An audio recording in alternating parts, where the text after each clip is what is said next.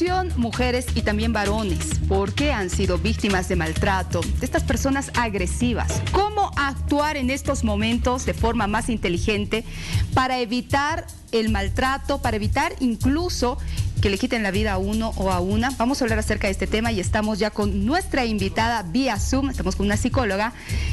Ahí está, ya la tenemos en pantalla, Yomar Bejarano. ¿Cómo está? Qué placer saludarla. Esto es muy importante, ¿no? Porque ¿qué pasa cuando el agresor, la agresora están enfurecidos con toda la ira? ¿Qué debemos hacer en ese momento, por favor? Muy buenos días. Bueno, es una pregunta realmente con una respuesta muy... O sea, la respuesta en sí no es compleja, pero la situación y la posibilidad de llegar a que esto suceda es más complejo, ¿no? ¿Por qué? Porque es responsabilizar a la víctima de lo que le estaría pasando, ¿no? Y eso es algo muy difícil de lograr, porque evidentemente sí hay una disciplina que es la victimología, y la victimología estudia la conducta de la víctima, y desde luego que la ubica a la víctima desde conductas, digamos, donde la víctima es un sujeto totalmente pasivo hasta que la víctima puede ser activa. Se habla de víctimas ideales y se habla hasta inclusive de víctimas provocadoras, ¿no? Sin embargo, no se tiene que entender este análisis victimológico de la conducta de la víctima en el sentido de responsabilizarla sobre el acto que tiene. Nunca la víctima es responsable. Claro que... Sin embargo, como usted me pregunta, pueden haber ciertas reacciones de la víctima que puedan ser positivas a la hora de enfrentar a una persona que está totalmente violenta. De eso se trata la prevención, de pensar y poder anticipar la situación. Muchas de las situaciones que se dan en violencia conyugal no son, digamos, de violencia, no son las primeras, sino que son ya repetidas. Entonces, como que algunas veces la mujer puede hacer que tenga la posibilidad de ya saber, en esta situación él se altera, entonces ya aprendiendo de esa situación pueda llegar a darse cuenta, entonces no lo provocaré, ¿no?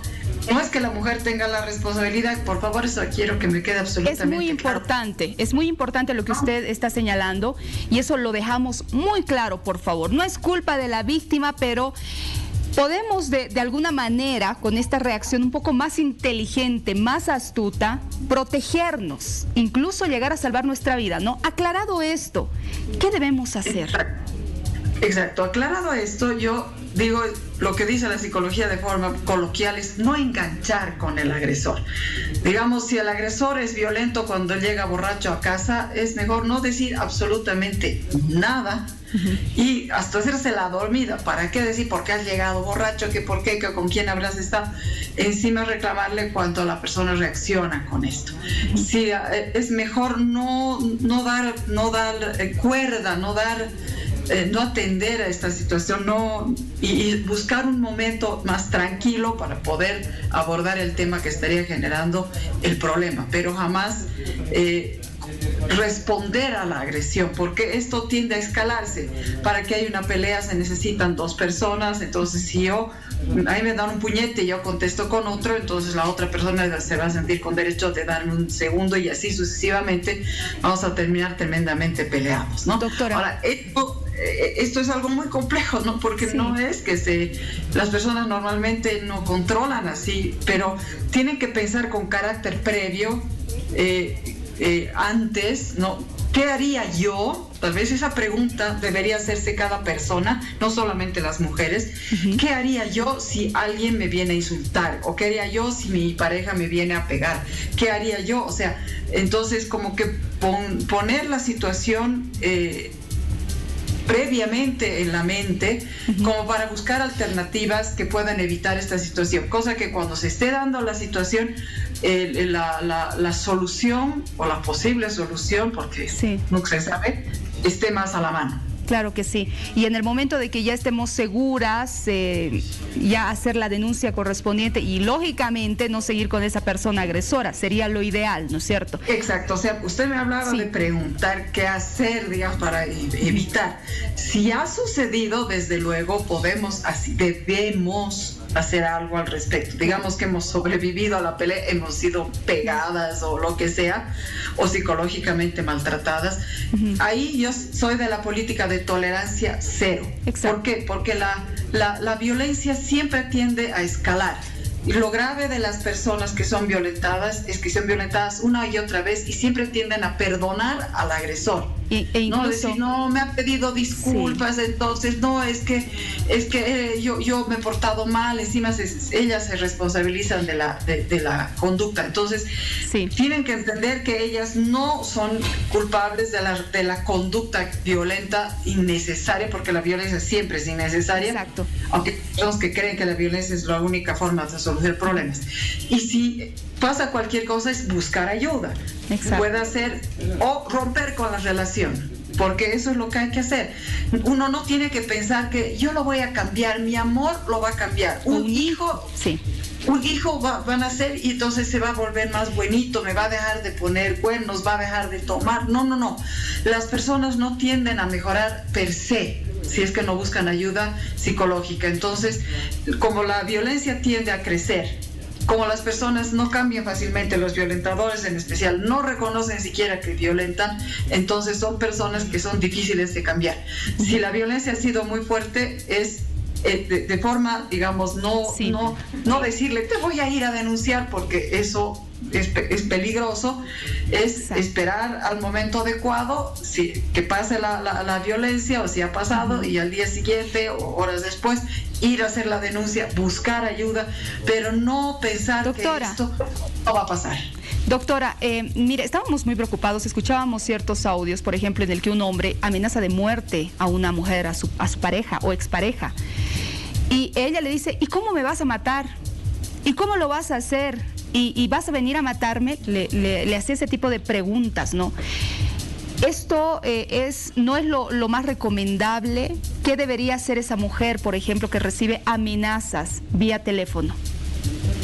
Denunciar, protegerse, no estar sola, si sale, nunca repetir el mismo camino, la misma rutina para no ser agarrada, denunciar, ¿no? Ahora, comunicar por lo menos a la familia, todo va a depender también del grado de amenaza. Si es una amenaza de muerte, amerita pues una denuncia inmediata, amerita una comunicación inmediata. Ahora, responder de forma, digamos, provocativa, a ver, atrévete, a ver qué me vas a decir, a ver cómo lo vas a hacer, puede ser un riesgo, porque es como retarlo, ¿no? Es retar. Y bueno, evidentemente hay personas que ante este tipo de retas se dan cuenta de lo que podrían estar haciendo y podrían evidentemente retractarse, pero es un riesgo, porque por ahí la persona engancha en esa situación y dice, bueno, entonces si no me crees o si te está haciendo la burla, pues voy a ir a hacerlo tal cual, ¿no? Aprovechando su presencia, perdón, doctora Bejarano, ¿qué pasa cuando esta persona, cuando este hombre que es maltratador, lo voy a decir así en el lenguaje criollo, te hace la psicológica? Es decir, no actúa necesariamente con golpes, pero todo el lenguaje que él manifiesta, la forma en la que él trata a una mujer, también es maltrato. Es decir, con ciertas palabras, ciertas ofensas, pero no te grita, sino lo hace un poco más sutil, pero sabes que te está amenazando. Hay una pregunta que tal vez cada mujer deba presentarse, o cada posible víctima deba plantearse a sí misma, es: ¿me siento en situación de riesgo? Y si esa respuesta es sí o probablemente sí, pues entonces se tiene que hacer algo al respecto. O sea, como que hay que adelantarse preguntándose a sí misma si esa situación realmente puede ser de riesgo, ¿no? Porque uno deja siempre al azar estas cosas y siempre quiere pensar bien, porque como tiene un sentimiento positivo hacia esta persona, está también controlada, emocionalmente manipulada. Estos individuos tienden a ser tremendamente manipuladores y logran, digamos, su fin de manipular a la persona fácilmente. Entonces tenemos que darnos cuenta que si estamos viviendo ante una persona que psicológicamente nos quiere manipular, pero sabemos que la violencia puede crecer, puede alcanzar a niveles físicos, y de todos modos la violencia psicológica igual puede ser letalmente destructiva. No tenemos que entender que una persona violenta es solamente aquella que recibe golpes, moretes, etcétera, sino que psicológicamente también nos puede destrozar, aniquilar e inclusive inducir al suicidio. Entonces, tienes que ser conscientes que la tolerancia cero a la violencia es la mejor estrategia. Que cuando una persona nos es violenta necesariamente en X o Z situación, no hay que esperar a la siguiente ocasión. Si ya nos hizo sufrir una vez, pues más adelante nos va a hacer sufrir más. Entonces, cortar por lo sano lo más pronto posible. Su teléfono, por favor, para aquellas mujeres y varones también que quieran realizarle algunas consultas o terapia tal vez. Yo no soy terapeuta, soy psicóloga en área forense, y me reservo a que ustedes sean, con el criterio que les adjudico como canal, a que les den mi teléfono a toda persona que como perito forense me quiera, digamos, requerir. Perfecto, doctora. Gracias por estar con nosotros y darnos estos consejos tan importantes, Héctor. Tenemos que estar alertas a este tipo de situaciones, ¿no? Y como dijo la doctora, si hay maltrato, ya no va esa relación. Hay estas dos situaciones que se presentan, no solamente el maltrato, ¿no? Sino he escuchado mucho que mi esposo me acaba de decir esto.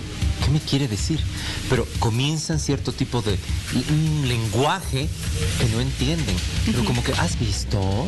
Sí, no, mira lo que le ha engañado y apareció muerta. Ese tipo de lenguaje que estremece, ¿no? Sí. Bueno, estamos avanzando a 7:57. Así es, tenemos más en la revista El Día, sorpresas, novedades, de todo.